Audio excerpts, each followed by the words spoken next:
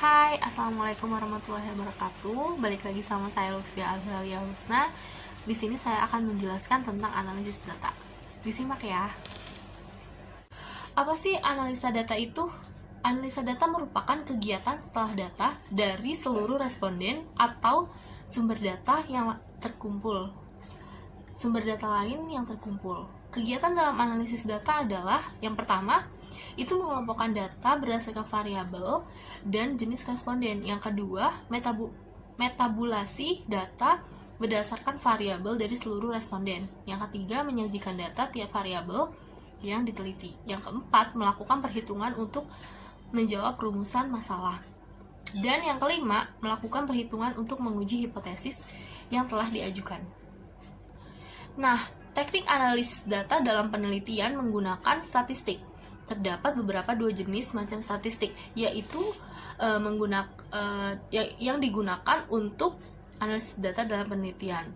Yang pertama itu ada statistik deskriptif dan statistik inferensial. Nah, statistik inferensial itu terbagi lagi menjadi dua. Yang pertama, statistik parametris dan statistik non-parametris.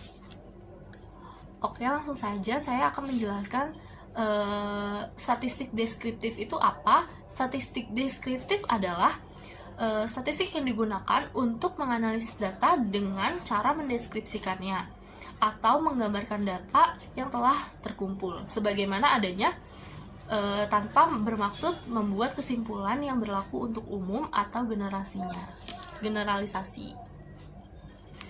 Penelitian yang dilakukan pada populasi tanpa diambil sampelnya jelas jika menggunakan statistik deskriptif dalam analisisnya, tetapi bila penelitian dilakukan pada sampel maka analisisnya dapat menggunakan statistik deskriptif maupun inferensial. Statistik deskriptif dapat digunakan bila peneliti hanya ingin mendeskripsikan data sampel dan tidak ingin membuat kesimpulan yang berlaku untuk populasi di mana sampel diambil. Tetapi bila peneliti ingin membuat kesimpulan yang berlaku untuk populasi, maka teknik analisis yang digunakan adalah statistik inferensial. Nah, sedangkan statistik deskriptif adalah penyajian data melalui tabel, grafik, diagram lingkaran, piktogram, penghitungan modus, median, mean, atau pengukur tendensi sentral, penghitungan desil, persentil, perhitungan penyebaran data melalui perhitungan rata-rata dan standar deviasi. Yaitu ada lagi perhitungan presentase.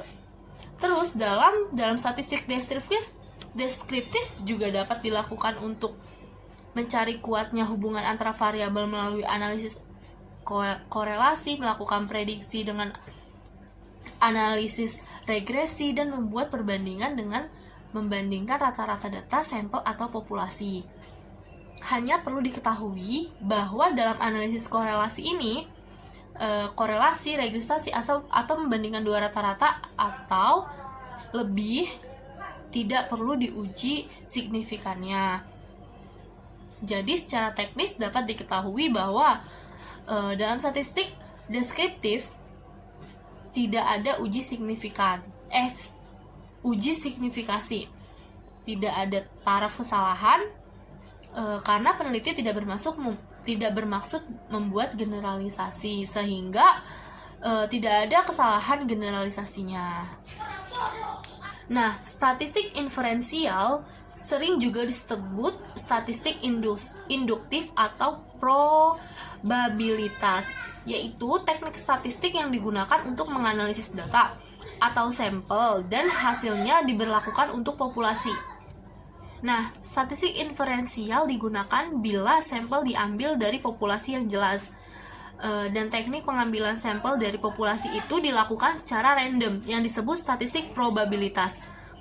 Karena kesimpulan yang diberlakukan untuk populasi berdasarkan data sampel itu kebenarannya bersifat peluang atau probability.